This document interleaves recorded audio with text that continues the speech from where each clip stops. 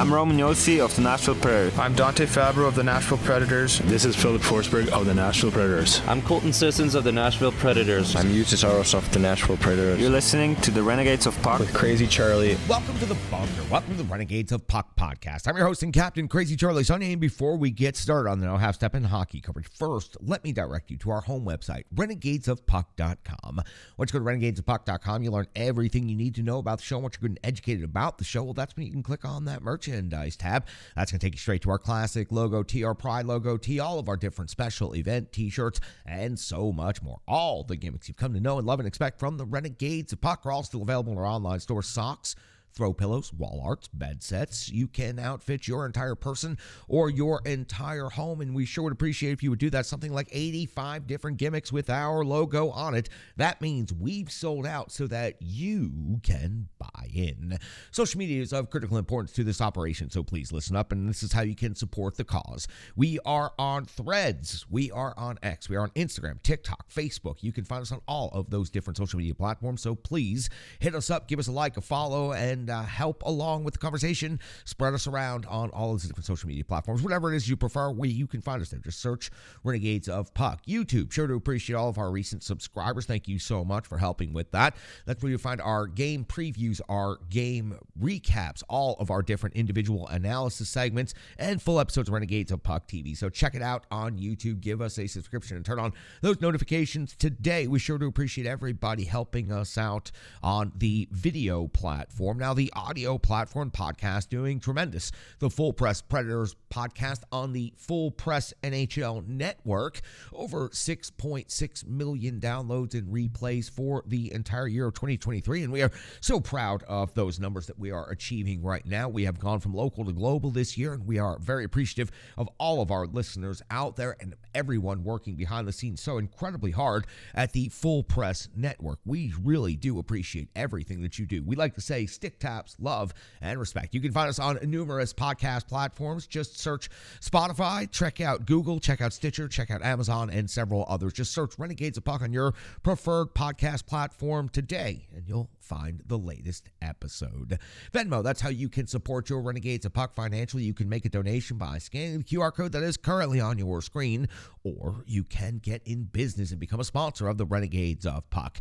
Look at the upgrades we've made around the studio over the last year, thanks to generous Renegades just like you out there watching and listening. So we sure do appreciate that. Every dollar goes a long way to helping Renegades of Puck, and I appreciate the cups of coffee this week during the very late night CMA road trip. It was not the easiest schedule this past week for us here, but we got the job done, and we were in the trenches. We got all those shows done. So that's Venmo. That's how you can help us out there. Now, listen, I know it's time for the No Half Step in hockey coverage, so let me deliver the goods. It's the numbers. They're coming. It's time for show number 818. Operation number 818. And at this moment in hockey history, the Nashville Predators currently find themselves in 8th and last place in the Central Division. After 13 games skated on the season, they have a record of 5-8. They have 10 points. They are 7 points out of first place. They are 3 points behind their next opponent, the Arizona Coyotes, also in the Central Division, of course.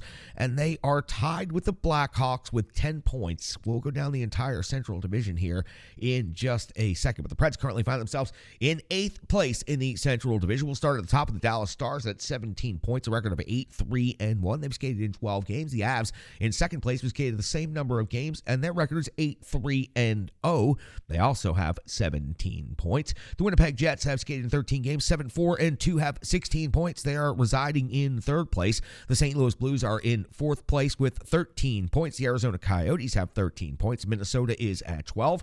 Chicago Blackhawks are at 10, and then the Nashville Predators at 10. The next game for the Nashville Preds will take place on home ice. They have a record of 3-2 on home ice. The Preds have scored 37 goals this season. They've given up 42 goals against their next opponent, the Arizona Coyotes, currently in 5th place in the Central Division, have a record of 6-6-1, 13 points on the season. On the road, a record of 2-4-1, 42 goals scored on the season, 37 goals given up on the season. So that is the direct inverse of the Nashville Predators numbers in that particular category. It's the first of 4 meetings between the Nashville Predators and the Arizona Coyotes this season. Now, once the Preds are done with this game with the Arizona Coyotes, a nice long homestand, which is hopefully exactly what they need to help get them going in a better direction.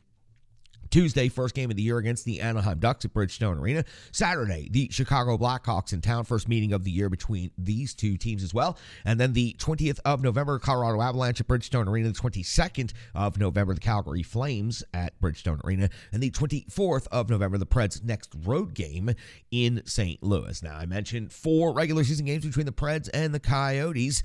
They won't play again until January the 20th, when the Preds will be in Arizona, first of 2 trips to Arizona this year. Arizona comes back for their second trip to Bridgestone Arena on February the 10th, and then on March the 28th, the Preds will be in Arizona to face off against the Coyotes one last time out there in the desert. Now, before we get into the Coyotes, let's update you on the injury situation for the Nashville Predators.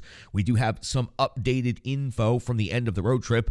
Schenn is still on IR, and, quote, it'll be some time before he's ready to return. That's the first indication we've gotten about anything involving Schenn's injury, which took place in the first game of the regular season all the way back there early in October. Glass is, quote, getting better, perhaps ready to return soon, but still on injured reserve. Ryan McDonagh, day-to-day, could be back in the lineup as soon as the next game, but that is what day-to-day means. But the Nashville Predators certainly suffered without McDonagh in the lineup out there on the blue line. His leadership as well has certainly been missing in these last few games. Now, for the Arizona Coyotes, they come in with a record of 6-6-1, 5th place in the Central Division. Their most recent stretch of action, let's go back and talk about their previous 5. On November the 1st, it was a 4-3 overtime loss in Anaheim versus the Ducks. Followed that up the next night with a 3-2 win versus the Montreal Canadiens at home.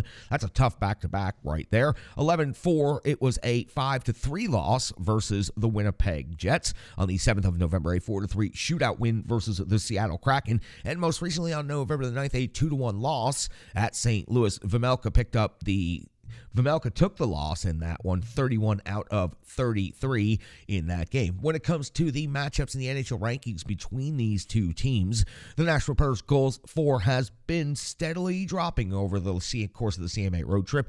2.85 per game is now down to 23rd in the NHL. The Arizona Coyotes off to a nice start, generating 3.08 goals per game. That's 18th best in the NHL. When it comes to the goals against category, again, the Preds are slipping. They're slipping in almost every single metric since the beginning of this CMA road trip. Goals against for the Preds now 3.23 is down to 18th in the NHL. And the goals against category for the Arizona Coyotes, 2.85 is 10th best overall in the NHL. Shots for, and I'm not going to continue mentioning it every time, but again, slipping in this particular metric. Now under 30, 29.8 shots on goal per game, where the Predators were near the tops of the league through the first 5-6 games of the season. 22nd overall is where they have fallen to. In the shots for category for Arizona, not any better. 28.4 on net per game is 25th in the NHL. In the shots against category, Nashville giving up 30.8 per game. That is 16th overall in the league, while Arizona is giving up 31.8. That is 22nd in the NHL. Special teams, Arizona has the better of the special teams groupings here. Let's start on their side of the ledger. 27.5% power play rate is 6th best in the league. 14 out of 51 is the raw data. The Nashville Predators power play converting at 20.4%. 11 out of 54 on the season is 15th in the NHL at this time. On the penalty kill, 75.5% kill rate for the Coyotes is 21st best in the league. They've given up 12 power play goals against on the season. The Nashville Predators are almost dead last in the league in penalty kill at 69.8% is 31st. They have given up 13 power play goals against on the season. Every team in the NHL has plenty of high-skilled individuals, so we always like to go through the top statistics for the top 5 on each team, plus the anticipated goaltender matchup, and the anticipated goaltender matchup for this one is a really good one. So let's start with the home team, Nashville Predators. We haven't had a chance to say that in quite some time. The Preds CMA road trip gone for almost 2 full weeks on the calendar, now finally back at Bridgestone Arena. Philip Forsberg leads leads the team in scoring 4 goals and 10 assists for 14 points, still above a point per game pace, which is absolutely fantastic for Philip Forsberg. If he can remain healthy and consistent like this, he could be set up for a career year in points. Ryan O'Reilly, 7 goals and 4 assists for 11 points. Tommy Novak has 6 goals and 4 assists for 10 points. The captain, Roman Jossi's at 2 and 6 for 8. And Luke Evangelista, 1 goal, 7 assists for 8 points. Got to start talking about him as a potential Calder finalist later this season. But Luke Evangelista off to a very good start for the Nashville Predators this season. Go over to the other side of the ledger, the visiting Arizona Coyotes. Schmaltz leads the team in scoring with 4 goals, 9 assists for 13 points. Keller's got 5 and 7 for 12. Michelli's at 2 and 8 for 10. Krause 5 and 3 for 8. Krause usually plays pretty good against the Nashville Predators. Durzee's at 4 goals, 4 assists for 8 points. Now, in net, wanted to make this matchup happen. Maybe I just wanted to speak it into existence. Connor Ingram, 4-1-0 on the season, a 9.19 save percentage, a 2.47 goals against average. So, of course, former Nashville Predator Connor Ingram, UC Stars, and beloved still by the fan base here, which is why I would like to see him get the start at Bridgestone Arena. I also think he would compete incredibly hard against his former team in the Nashville Predators. UC Stars at this point in the season is 4-7, a 9.05 save percentage, a 2.96 goals against average, and really took a pretty bad beating over the course of the road trip that the Nashville Predators have just concluded. Getting back to the home rink hopefully is going to fix a lot of things. The CMA road trip is something that usually brings the team together. They gel a little bit, but this year it is not to be. New head coach, a lot of new players, and the results of coming together over the course of this 2 weeks on the road in this 5 games, it just was not there. We have to get back into that and recap Game 5. It wrapped up in Winnipeg. It's the Rebirth Sports full game recap, and we've got to get to it. It's coming up right after this break on the Renegades of Puck podcast. Hockey players are as unique as the game itself, and your uniform should be tailored to fit you. Rebirth Sports is your sports apparel tailor. From shells, bags, warm-ups, hats, hoodies, branding, and more, let Rebirth Sports be your custom hockey tailor. And don't forget to tell them they do more than just hockey. Rebirth Sports on Facebook, Twitter, and Instagram. Rebirth Sport, a match made in hockey. It's now time for the Rebirth Sports full game recap. We go all the way back to November the 9th of the year 2023 when the Nashville Predators were closing out their 5-game CMA road trip in Winnipeg, facing off against the Jets for the first time this season. Andrew Brunette deployed his lines in the following way: Forsberg, O'Reilly, and Nyquist, Sherwood, Novak, and Evangelista, Trennan, Sissons, and Smith, Foodie, McCarron, and Tomasino back in the lineup. Josi and Fabro are your first defensive pairing. Luzon and Carrier, McDonough still out of the lineup day to day. Del Gaizo and Barry your third defensive pairing, and UC Saros gets the start in net. We are 1:23 into the first period, and it's Brossoit coming up with a save on Carrier, first shot on goal of the game at 2:28. The first period, Saros coming up with a save on Appleton, his first save of the game at 3:39 of the first period. Brossoit comes with a save on Del Gaizo at 4:04 of the first period. Appleton breaks the scoring, his 4th of the season, gives Winnipeg a 1-0 lead. The puck hit the traffic at the top of the crease and finds its way into the net. Appleton, his 4th of the season. 5:50 of the first period, UC Saros comes with a save on Barron at 6:43 of the first period. Philip Forsberg's 3rd goal of the season ties this game up at 1 apiece. A 6-toe drag to the middle and then a 5-hole finish. It was an outstanding high-skilled goal for Philip Forsberg, his 3rd of the year. At 9:01 of the first period, Brossoit comes with a save on Tommy Novak. At 10:02 of the first period, it's Luzon and Lowry off to the box. 5 minutes for fighting. Not much of a fight there, but interesting to see Luzon go down to a knee and then be able to get back up. Lowry, the same thing.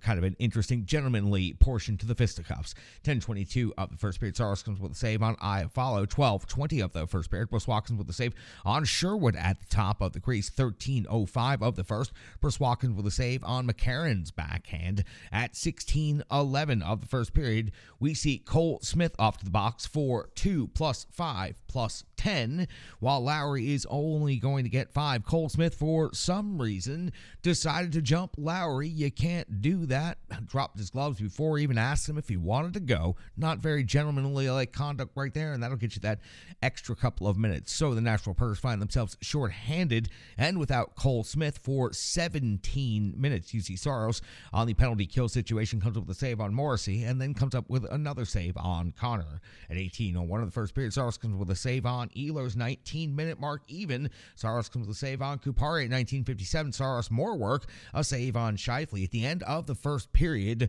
the Winnipeg Jets are out shooting the Nashville Predators 14-7 thanks to that surge in the final minutes of the period. Starts second period, 1:05 in, and it's Connor putting Winnipeg up by a goal, 2-1 with his 9th of the season.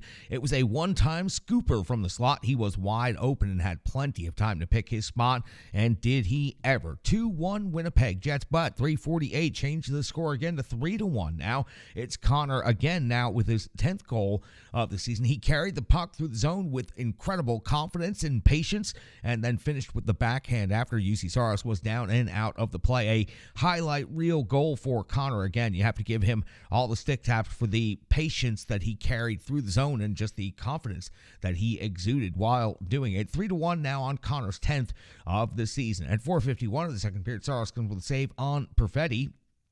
5:40 of the second, Saros comes with a save on Pionk, followed up by Scheifele in his rebound opportunity. 7:45 of the second, Brossoit comes up with a save on Luke Evangelista. It's the first shot on goal of the period for the Nashville Predators. That's not very good right there. 8:37 of the second period. Still, guys, I was off to the box. 2 minutes, puck over the glass. He was under intense pressure trying to get the chip off the high glass, and he chipped it right into the crowd. Nyquist would join him in the box. 2 minutes for interference, creating a 5-on-3 scenario for 30 seconds. That's when Perfetti would get a rebound, put back his 3rd goal of the season, would make it 4-1 in favor of the Winnipeg Jets. At 4:45 of the second period, it's Winnipeg picking up a bench minor. Too many men on the ice. This creates a 4-on-4 scenario, which allows Philip Forsberg to score his 4th goal of the season, his 2nd of the game. It was a wrist shot snipe. Philip Forsberg, as you know, can just unload with the quickness on the wrist shot, and he did that right here. Just a perfect snipe of a shot. Now Nashville has 2 goals, but Winnipeg has 4. We move on to the second period. 13:44 of the second period, Winnipeg, and no, this is not a duplicate. This actually did happen. Another too many men on the ice penalty, just a matter of minutes apart, and just trying to change too early. The Jets, though, do come with an outstanding penalty kill, and they actually generate multiple scoring chances better than the Nashville Predators did.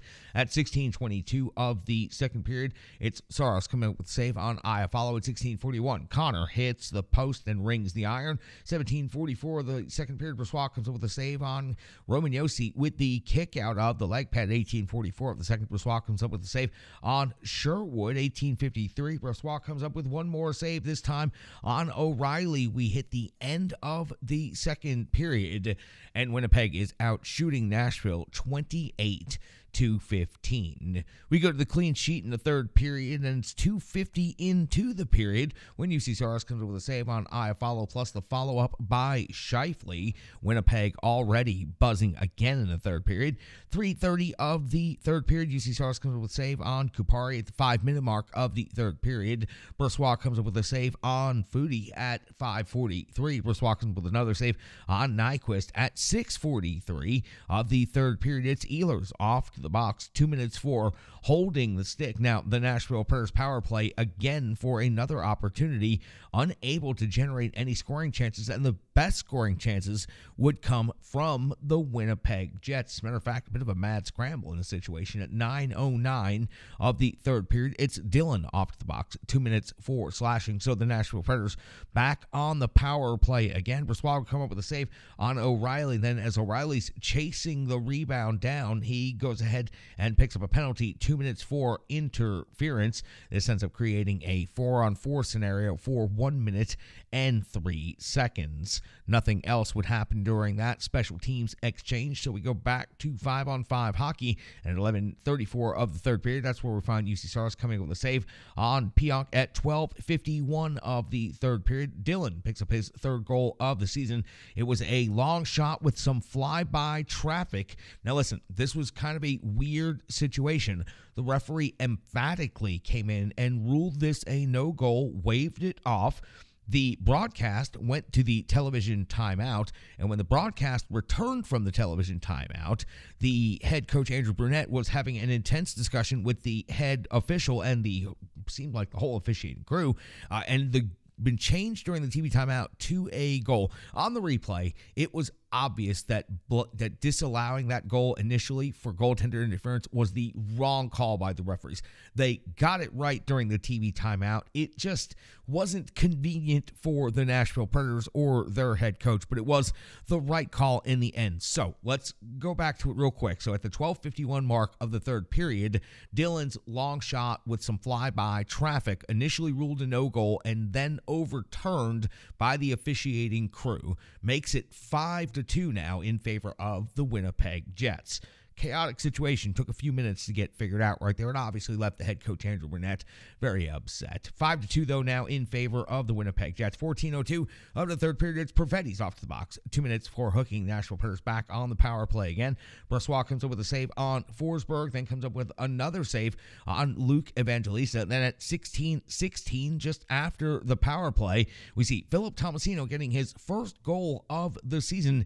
It was Barry taking the long shot and Tomasino deflecting it out by the face-off circle. A very high out deflection, but a very accurate and great deflection. Tomasino gets his first goal, and you could see some emotion coming off of Philip Tomasino right there, and obvious you've been tracking the story as to why. So Tomasino's first goal of the season, Nashville Predators' third goal of the game. Winnipeg leads 5-3 in the third period. 16:44 of the third period. It's Connor picking up the empty net goal. It's his 11th of the season. It's also his third of the game. That means he gets a hat trick, and he outworked everybody to get that hat trick. You could tell he really wanted it. Connor has always been very successful against the Nashville Predators, and he does so again tonight with 3 goals in this game. Your final score is going to be 6-3. The Winnipeg Jets outshoot the Nashville Predators 37-23. And for the Nashville Predators, the CMA road trip comes to its conclusion with a record of 1-4. And unfortunately, this game in Winnipeg was not a very, very good one to remember. Closing out the road trip with these last 2 games, it's been rather rough. We have an awful lot to talk about. We have the box score, we have analysis, we have so much more coming up on the rest of this episode of the Renegades of Puck podcast. So let's take a quick break. You gave us 10 minutes, and we gave you the entire game. It's called the Rebirth Sports Full Game Recap, and it's right here on the Renegades of Puck podcast. Hello, hello, hello. I'm Tracy, owner-operator of Strong Style Fitness. And that's me and my training assistant, Rizzo.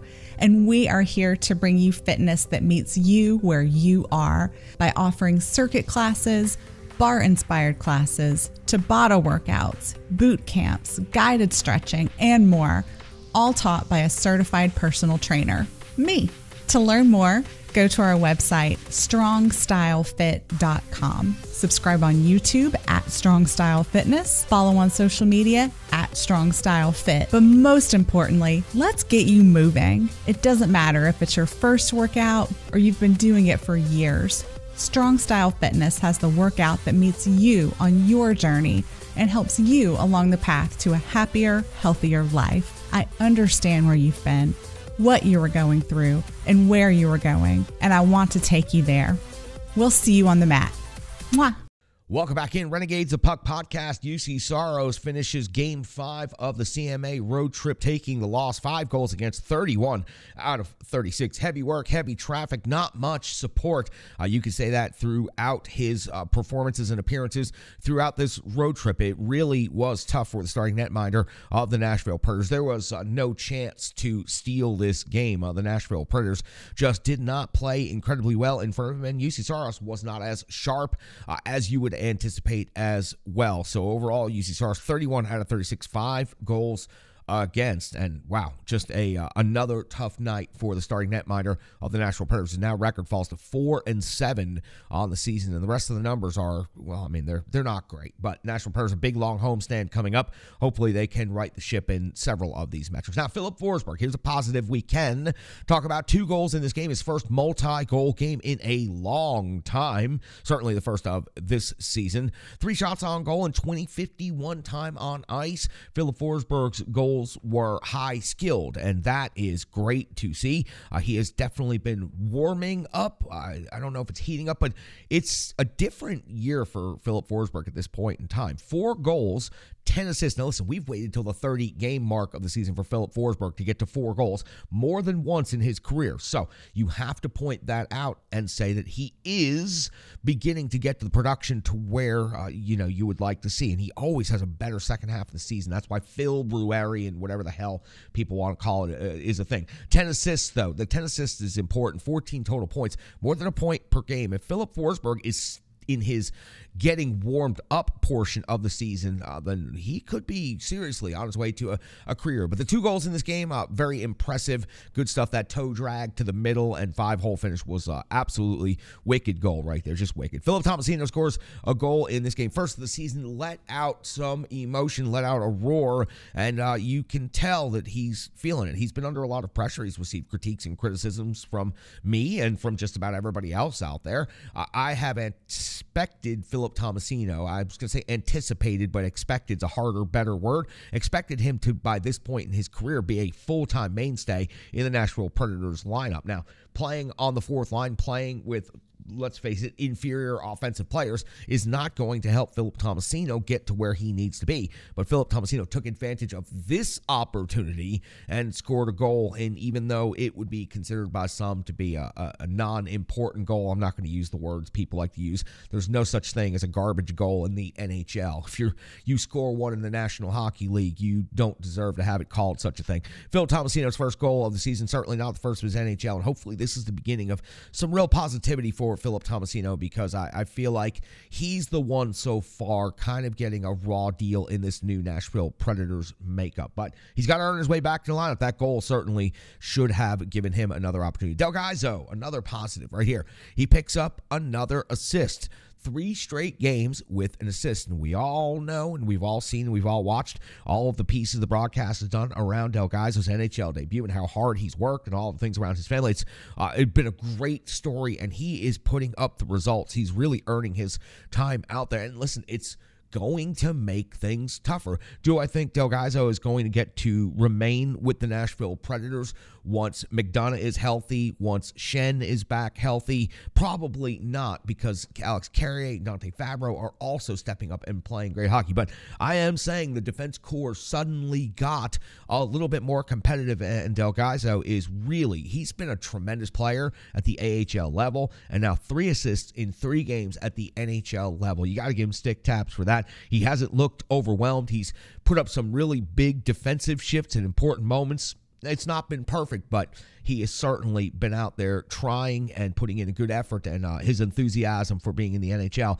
is certainly coming through. So great job by Mark Del Gaizo on this road trip. 3 assists in 3 games, when frankly the Nashville Predators and their offense hasn't been doing a whole lot of anything. So I did find some positives from that game, because, and we'll get more into this at the close when I make the true point of all this wrap-up, but you got to find positives right now. This can't be all negative. You can't just look at the final score and say, well, the team is crap.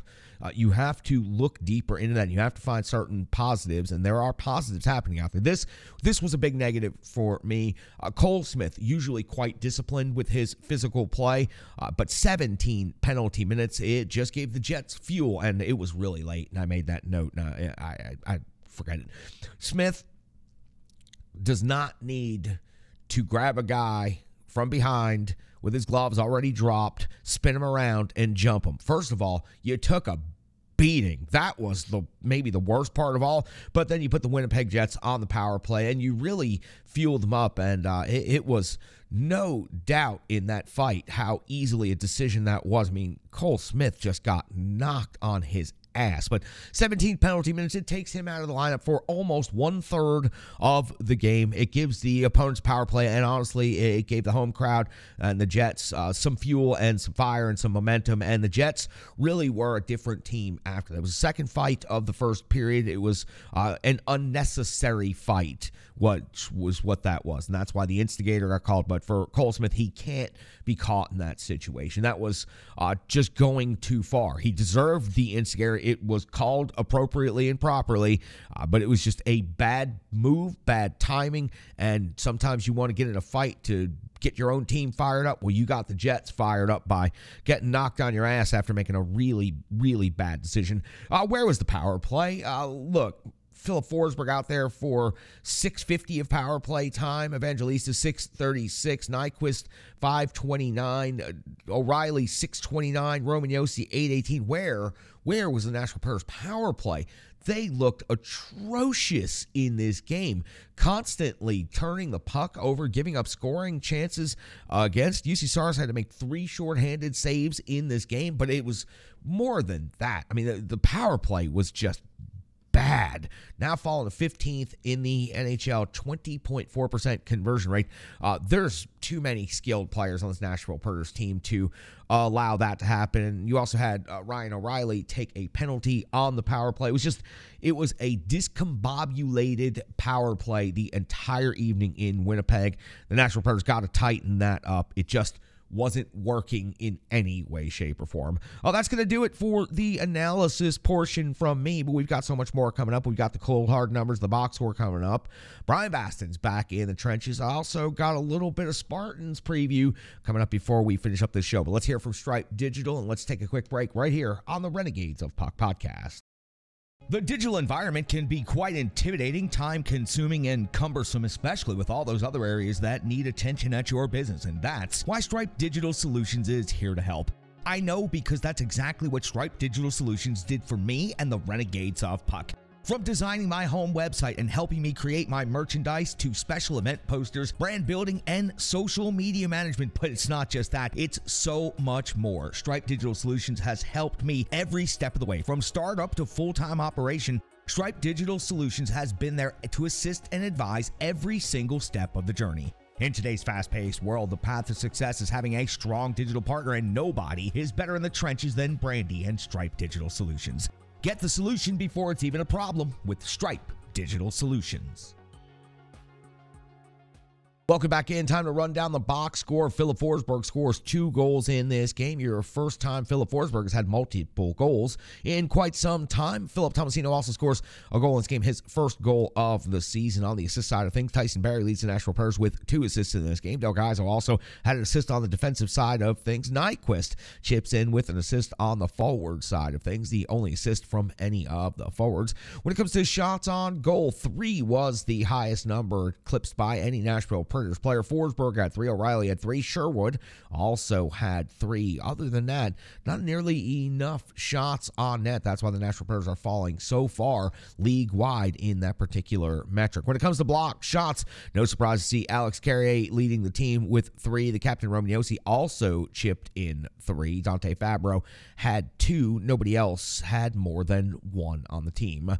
Penalty minutes I don't usually highlight because it's not usually necessary, but I put a big old box around Cole Smith just because I wanted to mention again that was a very poor decision. It not only put the Jets on a power play, but it gave the team momentum and also kept Cole Smith from being available for the Nashville Predators for almost a third of this game. In the physical category, that actually helps the Predators. Sherwood had 5 hits in this game. Another excellent physical performance by Kiefer Sherwood. Cole Smith did chip in 3 hits in the limited, and I do mean limited, 7:32 in time on ice that he had in this game. When it comes to those time on ice leaders, let's jump straight to that category. Only one forward over 20 minutes. It was Philip Forsberg. He did score 2 goals. He did have 3 shots on goal. He missed 4 other shots, which means he was on the puck all night long. 20:51 in total time on ice. O'Reilly 19:58. Evangelista 19:51.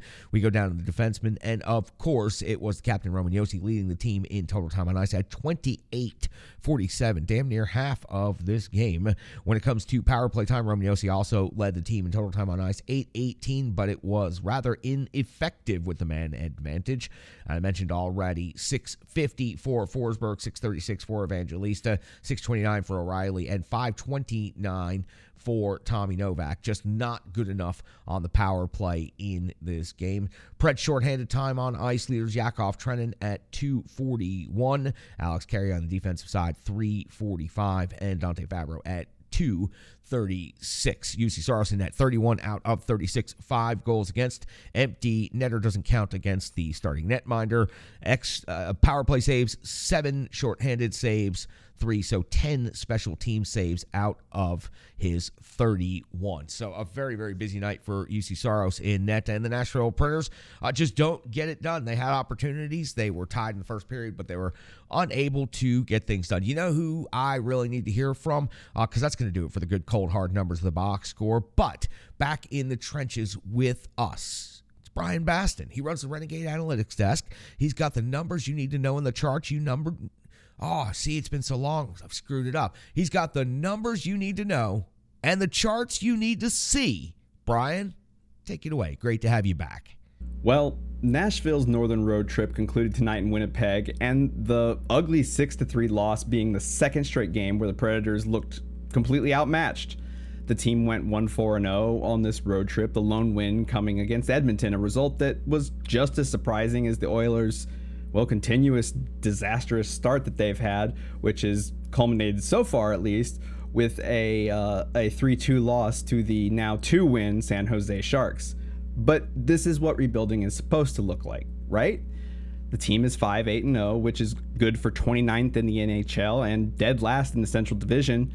But I think we can all agree that this team is still fun to watch, and there are glimmers of something special lurking in the background of every single game.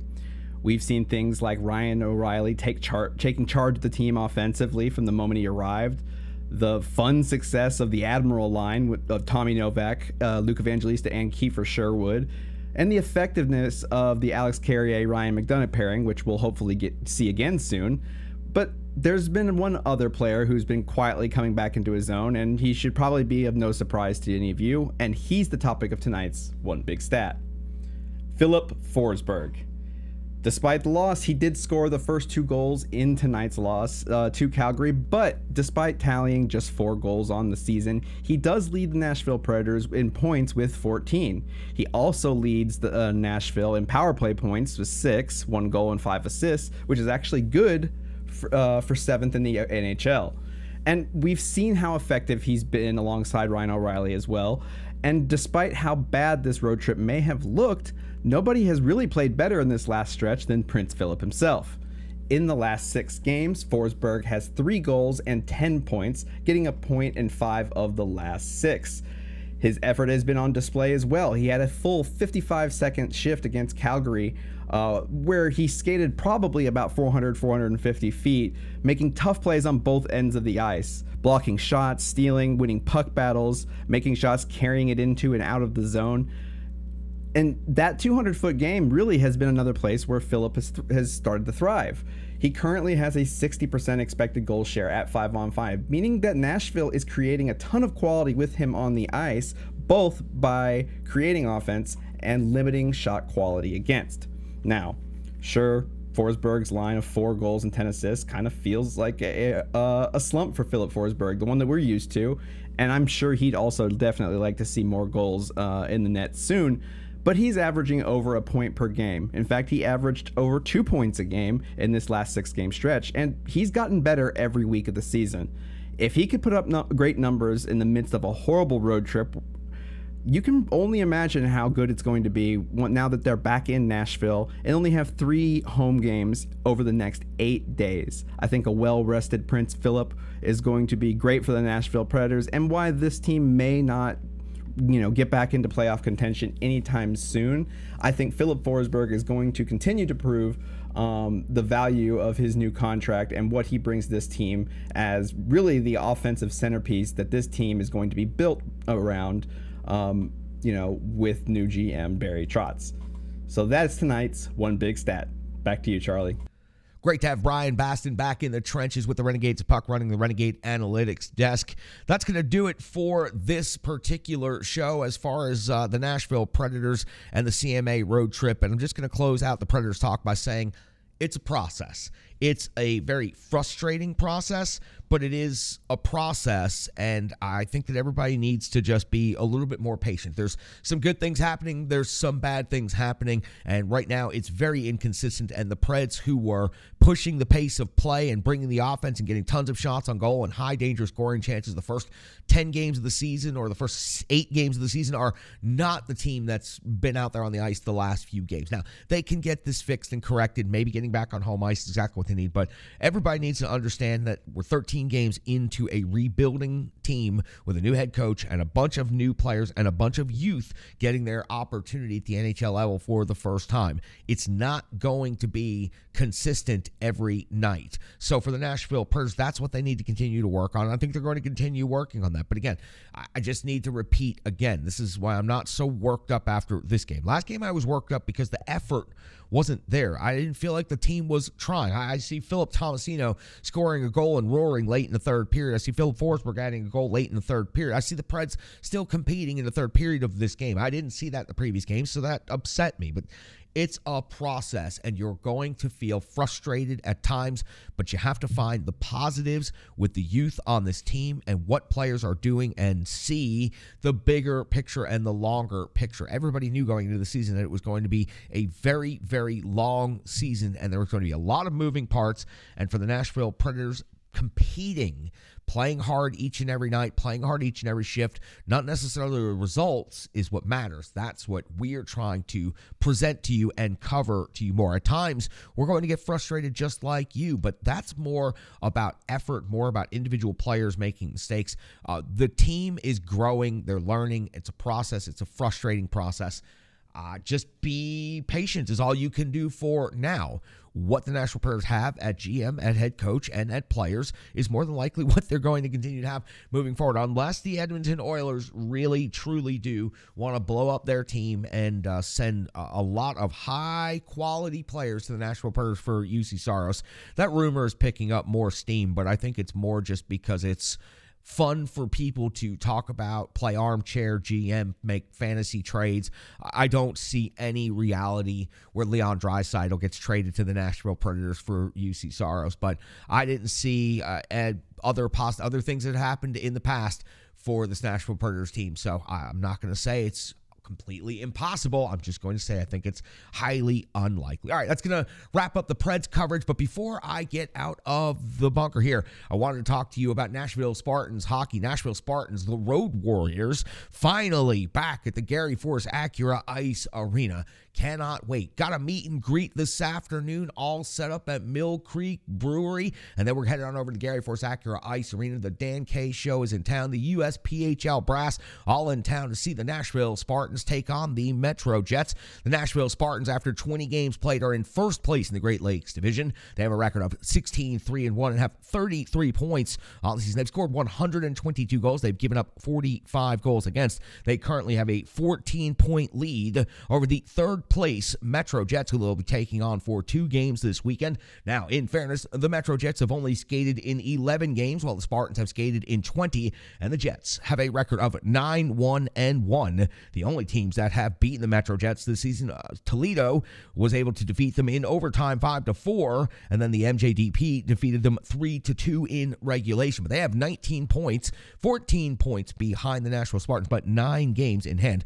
They have scored an incredible 95 goals on the season. They have 14 goals against. When it comes to the goals for, that 95 is 8.63 per game. The Spartans, 6.1 goals per game. The goals against, the Jets are giving up 1.27 per game, while the Spartans are giving up 2.25 per game. I noted this on the penalty killing for the Jets on the road. They have not given up a power play goal this season. They have killed off all 25 times that they have been shorthanded. So for the Nashville Spartans, it'll be up to Gus Imkin to lead the offense. Again, 22 goals on the season, 20 assists for 42 total points. That's third best in the USPHL, but first overall in goals. Kyle Flynn, 17 goals, 20 assists for 37 points, is fifth best in the USPHL. Ronan Keenan having a great season as well, 13+ plus 23 for 36, is 6th in the USPHL. Austin McCallie on the blue line, 11 goals, 17 assists for 28 points. And Ryan Grant, 12 goals, 15 assists for 27 points.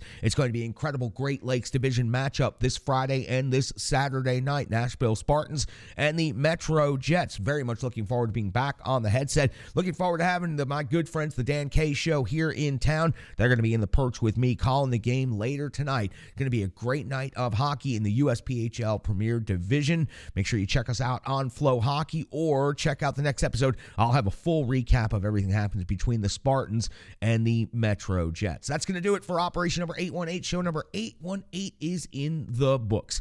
Stick taps, love, and respect. Renegades, I am your host and Captain Crazy Charlie Saunier.